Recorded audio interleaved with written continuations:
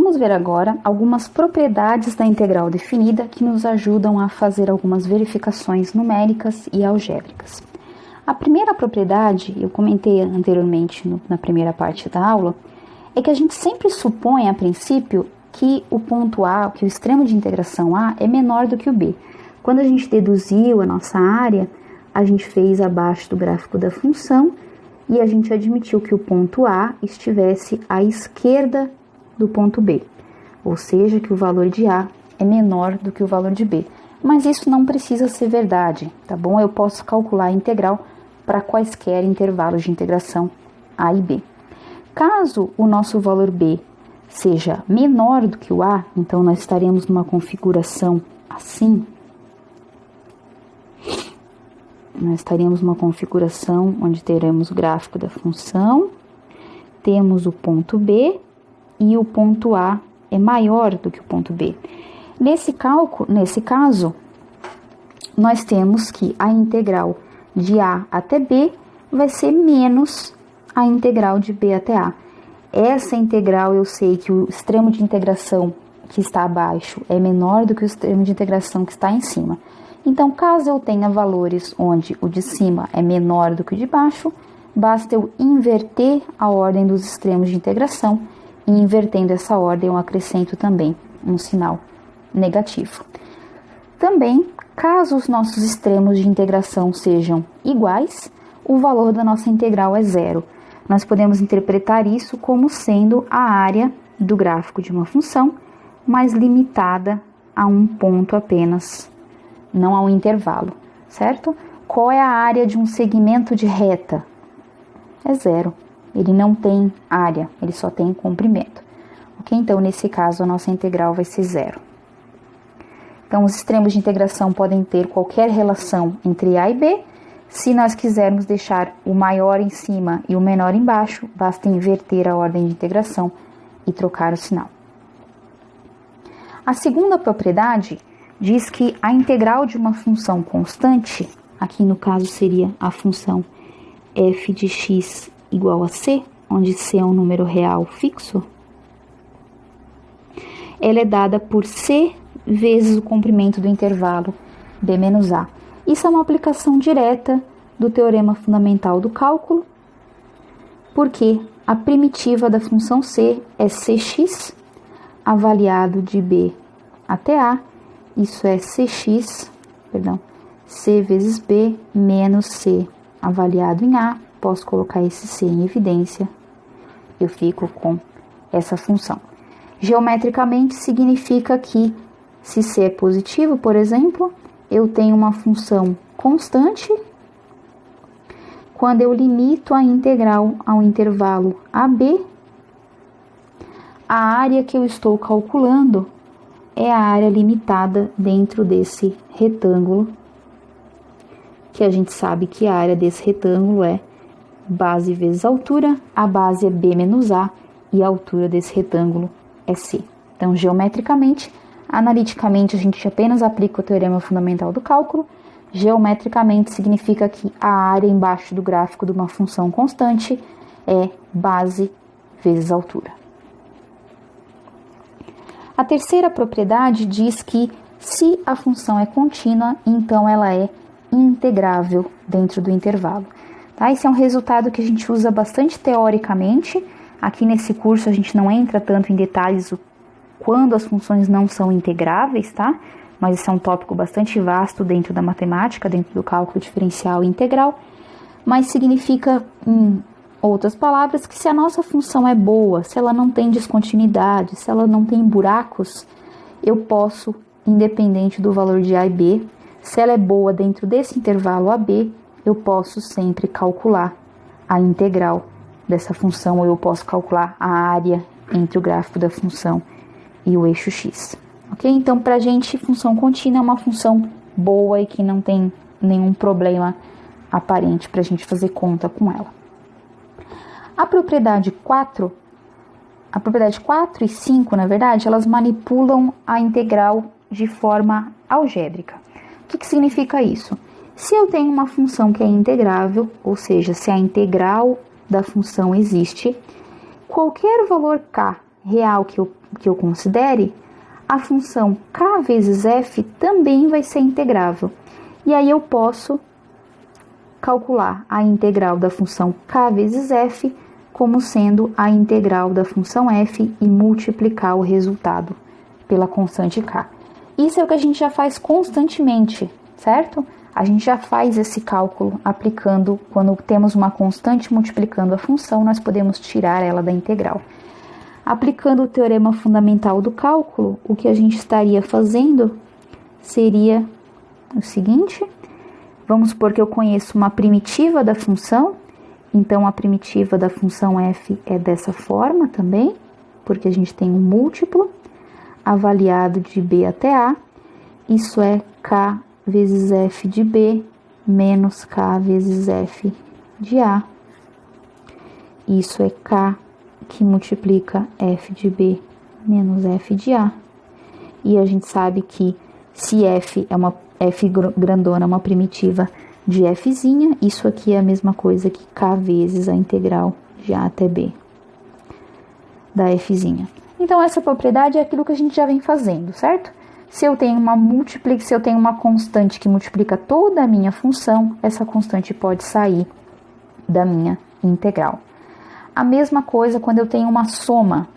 Se eu tenho duas funções onde as integrais existem e estão definidas, a função soma também é uma função cuja integral vai existir, e para calcular a integral da função soma, basta eu calcular a integral da função f, da função g, e depois somar os resultados dessa integral. A gente também já faz isso com bastante frequência, separamos a integral em várias integrais para tentar fazer o cálculo de uma forma mais simples e visualizar isso de uma forma mais simples. Né? Então, por exemplo, às vezes a função f precisa de uma substituição, a função g precisa de uma outra substituição ou precisa de uma integração por partes. Então, a gente separa essas integrais para tentar simplificar o nosso cálculo. A mesma coisa vale para a subtração. Posso separar as minhas integrais, lembrando que aqui o menos estaria multiplicando tudo que está definido na função g, certo?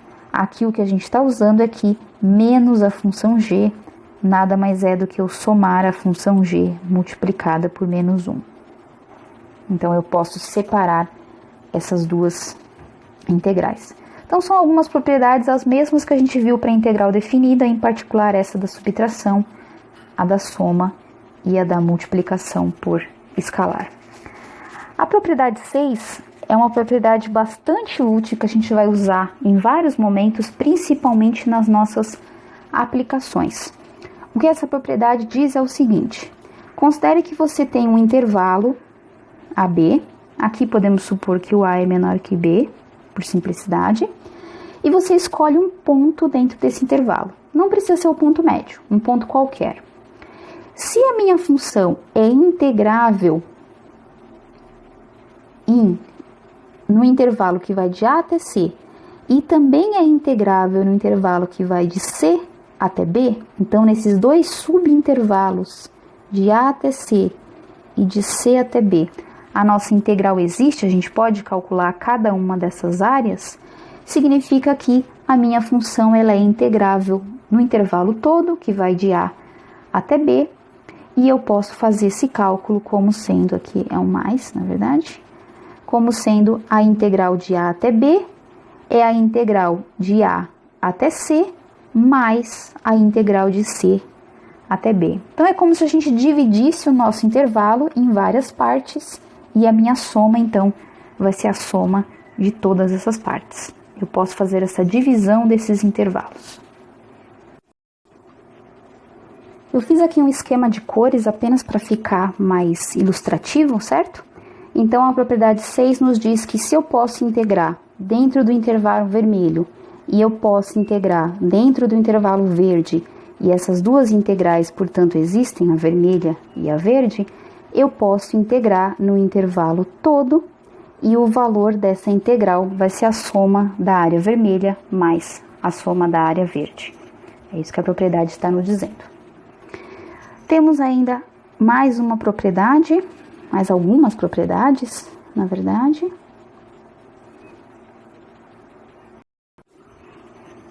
A próxima propriedade é a propriedade 7. O que essa propriedade nos diz é que se a minha função for positiva e integrável, se essa integral existe, para todo x em AB, então a integral também vai ser positiva. O que está por trás dessa interpretação? Aquela interpretação de área que a gente começou para definir a nossa integral. Se eu tenho uma função y igual a f de x, que ela é não negativa, ou seja, ela não assume valores negativos, portanto ela está acima do eixo x, o gráfico da minha função, significa que quando eu integrar a minha integral de a até b, que pode ser interpretada como sendo a área limitada pelo gráfico da função, pelo eixo x e pelas retas x igual a A e x igual a B, essa área, consequentemente, também vai ter que ser positiva. O valor dessa integral vai ser positiva, porque ela vai estar representando para a gente uma área de uma função que está totalmente acima do acima do eixo x, ok? Então, o que essa propriedade nos diz é, se eu tenho uma função que é toda positiva, a integral dessa função também vai ser toda positiva, porque o gráfico da minha função está todo acima do eixo x. A gente até fez um exemplo no GeoGebra na última aula, onde a gente tinha uma função que tinha um pedaço para cima, um pedaço para baixo, e o valor da integral acabou dando negativo. A propriedade 8, ele é um caso um pouquinho mais geral. Para eu poder explicar a interpretação geométrica dessa propriedade, eu desenhei uma função f, que é esse gráfico vermelho, que está acima do eixo x, mas se ela estivesse abaixo, valeria a mesma propriedade, só a gente teria que fazer uma interpretação quanto ao sinal da integral. Então, imagina que você tem uma função f que está limitada entre dois valores, mzinho e mzão, para todo x no teu intervalo AB. Então, essa é a primeira representação que a gente tem aqui. Nós temos uma função y igual f de x, e ela está, então, limitada entre um valor, todos os valores de f de x são maiores do que mzinho e são menores do que mzão. Geometricamente, nós temos essa interpretação. Quando eu calculo a integral de a até b da minha função f de x, aqui é a mesma função, tá? Só está representada 3 vezes. Quando eu calculo a minha integral, o que eu estou fazendo é obtendo a área abaixo do gráfico da função e acima do eixo x, só por uma questão de simplicidade na representação, entre x igual a A e x igual a B. Então, eu estou calculando essa área aqui que eu estou achurando para vocês, certo? O valor dessa área é a integral, aqui do meio, a integral de f de x, no intervalo de A até B. Se a minha função ela é maior do que mzinho para todo x, significa dizer que a minha integral, a minha área, vai ser maior do que mzinho vezes b menos a. Geometricamente, o que é isso? Isso é a área de um retângulo que tem base medindo b menos a e altura medindo mzinho. Então, essa integral à esquerda corresponde a essa área retangular que eu estou achurando aqui em verde. Percebo, então, que a nossa área vermelha é maior do que a área em verde, à esquerda. A mesma coisa vale se eu tenho um m que é maior do que a minha função. Se todos os pontos da função estão abaixo dessa reta m, mzão vezes b menos a corresponde à área desse retângulo que eu estou destacando aqui,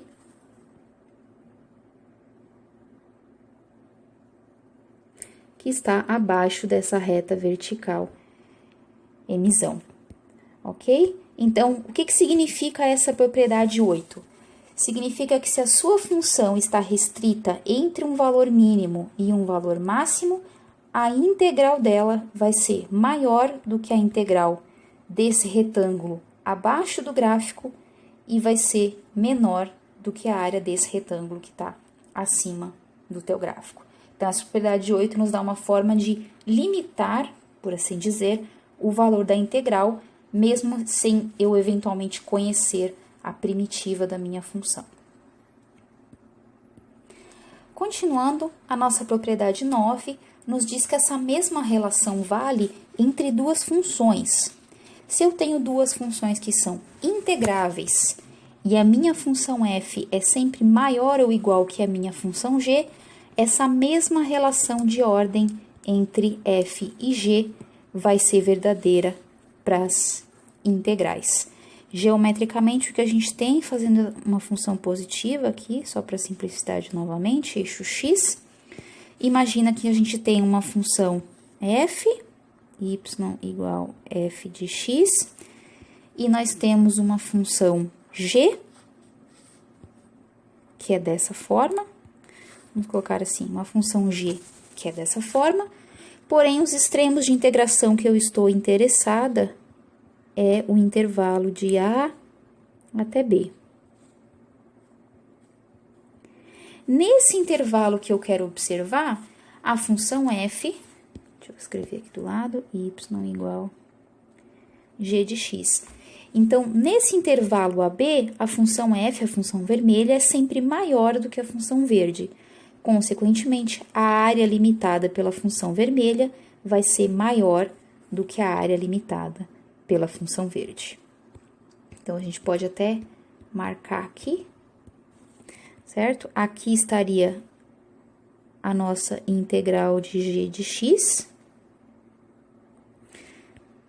que seria a parte de baixo, e para nossa função f, a gente teria toda essa área a partir do eixo x, ok? Então, teríamos toda essa área pintada, e é muito simples ver que essa área é maior do que a área da função g.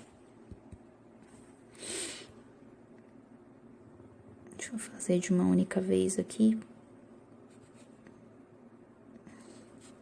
para não ficar dois tons. Prontinho. Aqui tá a nossa integral. Então, se a função é maior, a integral também vai ser maior. Essa propriedade continua sendo verdadeira. As últimas propriedades, então, dizem que isso vale também para o módulo de função, tá? A integral, a gente diz que o módulo da integral, isso aqui a gente lê como sendo o módulo da integral,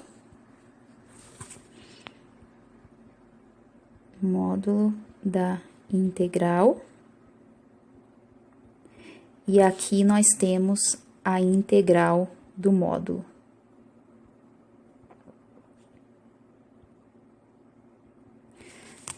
Ok? Então, essa mesma propriedade vale, isso vale por quê? Porque a função módulo é uma função que torna a função f positiva. Então, eu vou fazer uma representação geométrica aqui. Eu desenhei, então, uma função f qualquer, limitada ao intervalo AB, e a gente vai interpretar geometricamente o que significam essas duas integrais, a integral do módulo e o módulo da integral. Nessa integral, nesse gráfico que vocês estão vendo à esquerda, o valor da integral significaria que nós calcularíamos a área entre o gráfico da função e o eixo x. Então, nós teríamos 3 pedacinhos de área aqui, ok? Então, esses seriam os 3 pedacinhos de área que representam a integral da função f limitada no intervalo AB. Porém, nessa interpretação, como a gente viu no GeoGebra na última aula, esse valor de área seria positivo, esse valor da integral seria positivo, mas aqui a gente teria um valor negativo, porque ele está abaixo do eixo x. Pode ser que quando eu some esses 3 valores, os valores de cada uma das 3 pedacinhos de integral, vamos pensar assim, esse valor seja negativo, certo? O que o módulo da integral faz é pegar o valor numérico que nós obtivemos e dar um valor que seja positivo. Por outro lado, quando eu falo de integração da função módulo, eu estou pegando o módulo da minha função f. O módulo de uma função, ele é sempre positivo. Então, o que ele faz com a nossa função? Eu até fiz separadinho.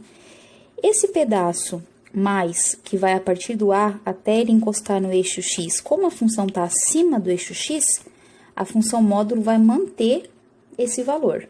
Então, esse pedacinho vai ser igual à nossa função f. Essa parte do gráfico da função que está abaixo do eixo x, a função módulo vai tornar cada valor desse negativo positivo. Então, o gráfico da função módulo vai ser um espelhamento do gráfico da função f, só que acima do eixo x. E o último pedacinho da função f, como é positivo, vai ficar igual. Então, aqui em verde, nós temos o quê? Nós temos o gráfico da função módulo de f de x. O que era negativo passou a ser positivo. E aí, quando eu calcular a integral dessa função módulo, esses dois pedacinhos vão ser iguais ao módulo, a integral da minha função f, porém, esse pedaço do meio, que na integral de f dava negativo, na integral de módulo de f, esse pedacinho vai ser positivo. Então, nós vamos ter 3 pedacinhos, digamos assim, compondo a nossa integral, porém, eles sempre vão ser positivos, porque eu estou fazendo a integral do módulo, da função módulo. Por isso, existe essa desigualdade que vocês estão vendo aqui em cima. Porque a área em verde é sempre maior do que a área vermelha ou igual, caso o gráfico da minha função f esteja todo acima do eixo x. Então, é isso que a propriedade 10 nos diz. Se eu considero a função módulo transforma o gráfico da função todo acima do eixo x, consequentemente, a integral da função módulo é maior ou igual do que o módulo da integral da função f. A propriedade 11 nos dá uma interpretação parecida com aquela de limitação inferior e superior, mas ela nos dá em função de um ponto C que pertence ao intervalo AB. Então, vamos supor que nós temos uma função contínua f em AB. Temos o gráfico de uma função contínua no intervalo AB e tomamos um ponto qualquer dentro do intervalo AB. Então, nós temos que a integral da nossa função, ou melhor, perdão, o que a propriedade 11 nos diz é que, dada uma função contínua, existe um ponto, eu estava confundindo as propriedades, existe um ponto C, tal que essa igualdade existe, tá? Esse ponto C, ele não é um ponto qualquer, ele é um ponto especial dentro desse intervalo aí, é um ponto específico, que vai depender da minha função e do intervalo de integração que eu quero. Mas o que esse resultado nos diz é que existe algum ponto dentro do intervalo AB onde o que eu eventualmente tomo, perco de área quando eu faço esse retângulo de altura C, é exatamente o que falta para completar a área do gráfico da minha função. Então, esse teorema, na verdade, ele é um teorema, ele é um resultado importante dessa teoria de integrais definidas, é que existe um ponto que tem essa propriedade. Existe um ponto onde a integral de AB, que é toda essa área aqui, que a gente conhece, essa integral aqui, abaixo do gráfico da função, isso que representa a integral. Existe um ponto C, tal que essa integral é igual à área desse retângulo de base AB e altura C. Ok? Então, esse é o resultado que nós temos. O que eu eventualmente perco de área, ou o que eu eventualmente calculo a mais quando eu uso a área desse retângulo, vai ser compensado de alguma forma por esse ponto C. Esse resultado é um resultado bastante importante, ele recebe um nome especial, que é chamado de Teorema do Valor Médio para integrais. Por que que ele recebe esse nome?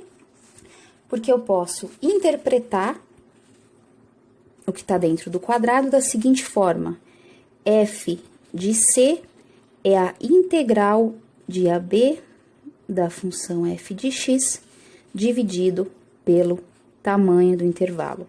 Então, é como se fosse a média entre a integral e o comprimento do intervalo que define essa integral, certo? Por isso, o teorema do valor médio. Lembrando mais uma vez que esse C não é qualquer ponto. Existe um ponto C, que é um ponto específico, que depende, C depende de f, da característica da nossa função, e também depende do intervalo que a gente quer integrar. Se eu mudar o intervalo ou mudar a função, o ponto C eventualmente vai ser alterado também. Eu selecionei aqui alguns exercícios da lista 6.1 do livro Cálculo A, para que a gente possa treinar um pouco essas propriedades que a gente acabou de ver anteriormente, ok? Então, exercício 1 eu vou fazer o item A só, e aí os outros fica de exercício para vocês. Ele pergunta assim: você conhece o valor dessas integrais como sendo, resolvendo cada uma delas, que vocês podem resolver aí para treinar, nós obtemos esses valores, 7/3, 3/2 e 1. E aí ele pede para que você calcule o resultado, por exemplo, do item A, usando essas integrais, certo? Qual é a ideia por trás? É escrever essa integral que eu tenho, de 1 até 2, em função daquelas integrais que eu conheço. Então, eu tenho a integral de x, percebam que os extremos de integração são todos entre 1 e 2. Essa integral, então, usando a propriedade da soma, eu posso separá-la em duas integrais, menos 1 dx, de 1 até 2, perdão. A primeira integral eu tenho um 6 multiplicando, então eu posso tirar esse 6 da minha integral. E aqui eu tenho um negativo que pode sair da integral também, ficando apenas a integral de dx ou 1 dx. Pelo enunciado, nós sabemos que a integral de 1 até 2 de x é a integral que ele chama de I2, e ela vale 3/2. Então, 6 vezes 3/2, e a integral de 1 até 2 de dx vale 1. Então, nós temos o valor da nossa integral, 6 vezes 3, 18, 18 dividido por 2, 9, 9 menos 1, isso é igual a 8. Então, sem resolver a nossa integral, usando propriedades, nós conseguimos resolver uma integral que envolve vários tipos de funções. Como é que a gente poderia fazer uma prova real disso? Bom, vamos integrar e ver se realmente dá 8. Note que, se eu fosse integrar 6x menos 1 dx, eu faria integral de x é x² sobre 2, integral de 1 de x é 1. Temos avaliando de 2 até 1, isso vai nos fornecer 6 dividido por 2 é 3, então, 3 vezes 2 ao quadrado menos 2, o x vale 2, menos 3 vezes 1 ao quadrado menos 1. Resolvendo, nós temos 2 ao quadrado, 4, 4 vezes 3, 12, menos 2, menos 3, mais 1, isso vai nos dar, vamos ver, 12, 13, menos 3, mais menos 2, 8, da mesma forma, certo? Então, duas formas diferentes de resolvermos a nossa integral. O que o exercício pede é que a gente treine para tentar escrever uma integral que pode ser um pouco mais complexa em função de integrais mais simples e que, eventualmente, eu já conheça o valor dessa integral. O próximo exemplo, então, é o exercício 4, dessa mesma lista de exercício, e ele pede para a gente calcular, sabendo que a integral de 0 até π sobre 2 radianos de 9 cosseno ao quadrado de t é 9π dividido por 4, calcular, então, essa integral de menos cosseno ao quadrado. A mesma propriedade, a gente vai aplicar as mesmas propriedades, lembrando que eu tenho 9 cosseno ao quadrado de t, a variável que eu uso não importa, porque é uma integral definida, 9π sobre 4. Esse 9 está apenas multiplicando dentro da nossa integral, então ele pode sair da nossa integral, 0 a π sobre 2, cosseno ao quadrado de t dt, 9π sobre 4. Os dois lados têm esse 9 multiplicando, então eu posso cortar. Integral de 0 até π sobre 2, cosseno ao quadrado de t dt é igual a π sobre 4. Tá quase a integral que a gente quer calcular, só que ela tem um sinal de menos. Então, a gente pode, aqui a gente dividiu ambos os lados por 9, aqui nós vamos multiplicar por menos 1, e vamos ficar com menos essa integral, que representa um número, quando a gente tem a integral definida, é igual a menos π sobre 4, e nós sabemos que se nós temos um número multiplicando a nossa integral, isso é a mesma coisa que esse menos, né, só destacando, esse menos ele representa menos 1 multiplicando a sua integral. Então, esse menos 1 pode ir para dentro da nossa integral. E, portanto, a integral que eu quero é menos π sobre 4. Certo? Então, aqui nós usamos manipulação algébrica. Nós usamos a propriedade de que se eu tenho um número multiplicando toda a minha função, eu posso tirar esse número da integral e posso manipulá-la normalmente, porque o valor da integral, isso aqui representa um número. Então, eu posso manipular assim como a gente manipula equações algébricas.